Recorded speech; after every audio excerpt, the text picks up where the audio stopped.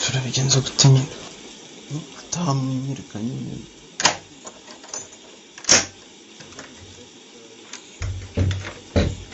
ariko se kigemwa aho ngaho ubundi byose si wowe ubiteye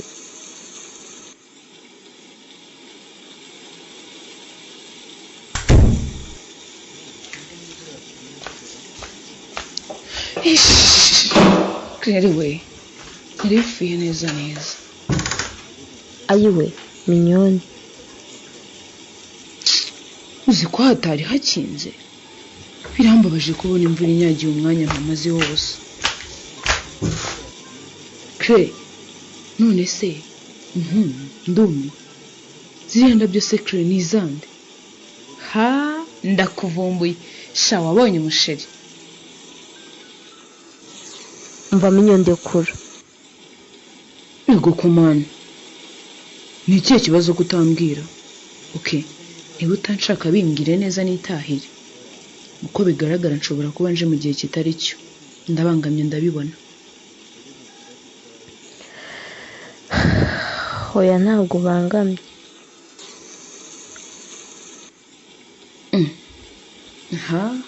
ntabwo ndi umwana ese ko waje utambwiye ngaho nyumvira ntabwo naguhamagaye kuri phone akaba ari wowe unanyibwirira ngo nze nkurebe ibuka neza nyine urumva shabasi mbabarira sibyo none se ahubwo vayo nkwereke urabona ukuntu watose ngwino muri dushe noneho witunganyize tuganire kandi Claire uri icyana kibi maze mpise nkwanga oya genda nagukinishaga ugire vuba sheri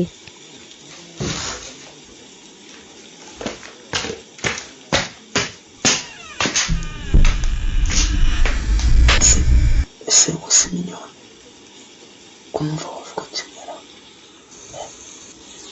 niko Claire cecekazi umva wa kigoryiwe uribeshya ugakopfora urambona kwanza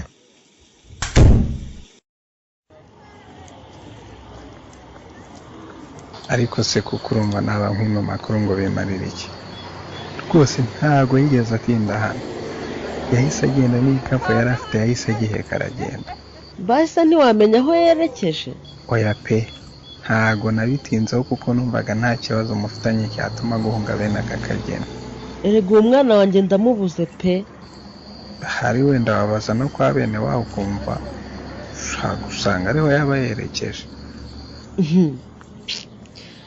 ndeka Bruno ubu ndumva binyobeye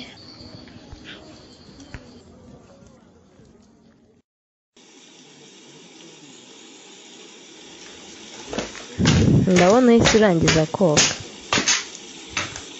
sha ndeka imvura yari inyishe ahubwo ndabona ihise we sha Claire nta makuru ya Chris uheruka ase ko umuhoza mu kanwa kawe uracyamukunda sha wimbwira nabi impamvu nuko nyine Brandine yambwiye ko aho yabaga bahasanze umugore ngo iki kandi ngo byagaragaraga ko Chris asa n'utakihaba reka genda cyangwa sha yazanye umugore nako oye uretse gatoya hari ikintu mise ntekereza ikihe se Claire nako reka tubyihorere nyusubiriza Chris uracyamukunda aha sha umva nyine sha urabona njye nawe twamaze kuba inshuti ntacyo naguhisha Chris numva nkimukunda gusa nabuze imbaraga ngaho nyumvira ni ukuri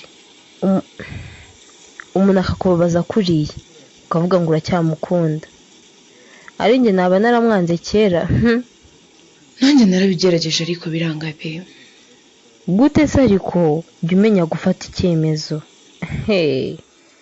nako uzakomeza umukunde Claire ihangane gato mama arampamagaye.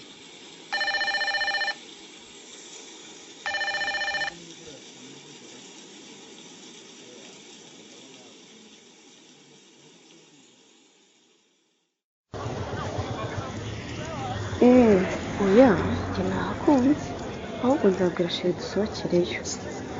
ni heza cyane bagira ibyo kurya byiza naje ndabikunda.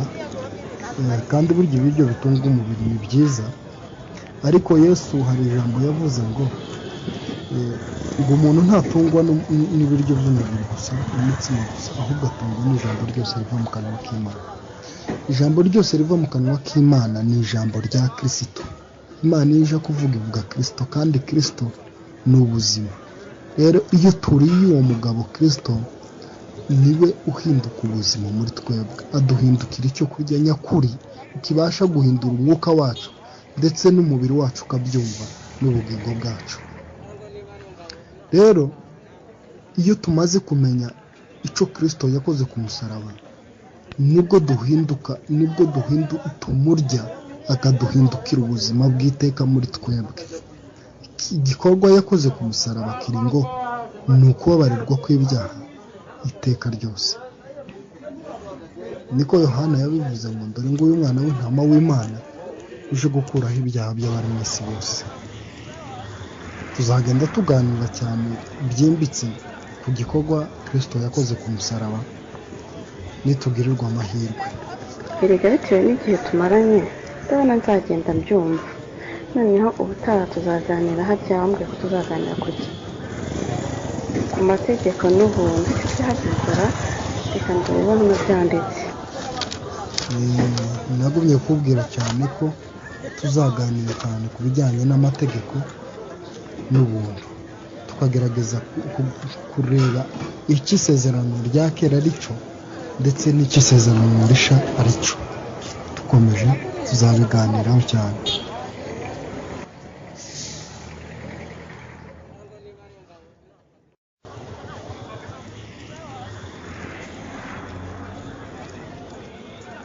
sha ihangane umpa akanya nubwo mba ngutesheje akazi kawe.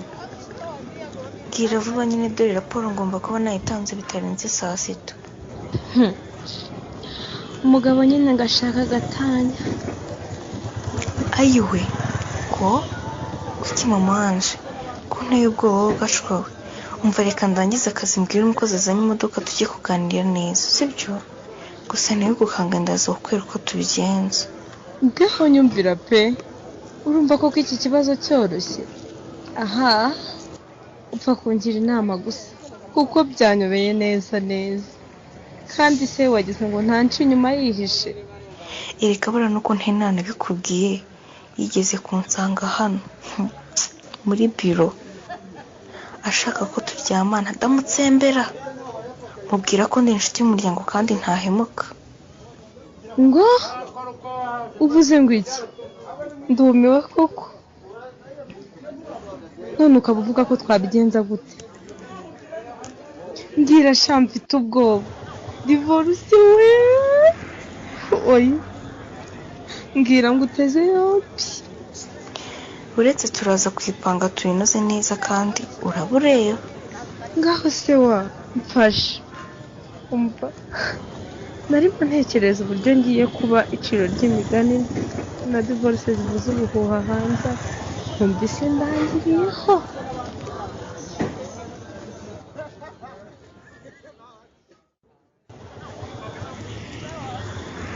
Chris, ubwo se wakoze ibiki koko?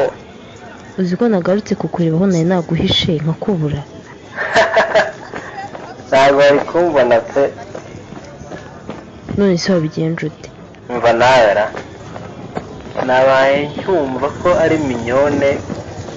numva ibintu bibayiraho ndabanterekana mu guteza, ndetse namaze kumva ijwi riri akiva dushe nyine nahise nyura handi inyuma hariya hari akaryango nyine kwa ba bantu gakomeza kuri ya mazu. ahubwo ubundi mu nzira nerekeza ku Gisozi niyo ngiye kurara. ngiye kurara mu rugo kabisa. ariko se Chris, ubona ubu buzima uzabamo kugeza ryari? ese reka nkubaze,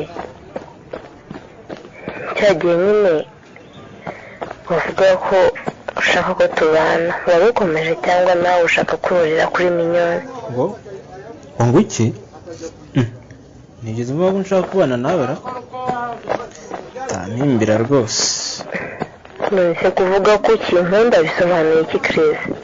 Okay umva nzakubwira ariko se Chris umva reka tuzavugane ndabona ahantu ndi nta mutekano ushobora kuba mfite tuzaganira neza nyine nzakubwira umugambi mufite Imana ishimwe ko mu byo naganire byose na minyoni nta na kimwe yumvise. ubwo sibyo bikamfasha iki?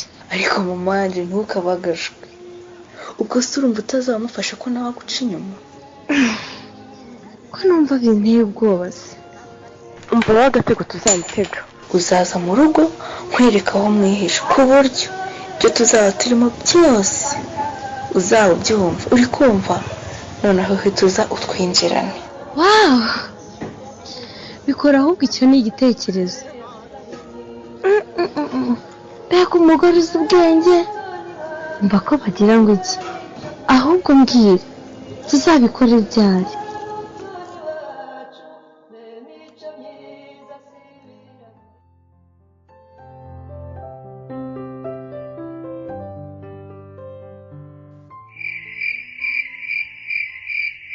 kuramo iyo sentire ndetse n'izo nkweto zanamo iyo telefone hano usigaranye jyana hasi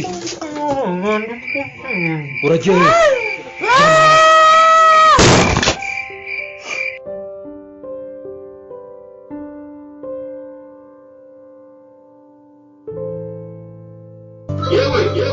kuki wambabaje season ya mbere episode ya 16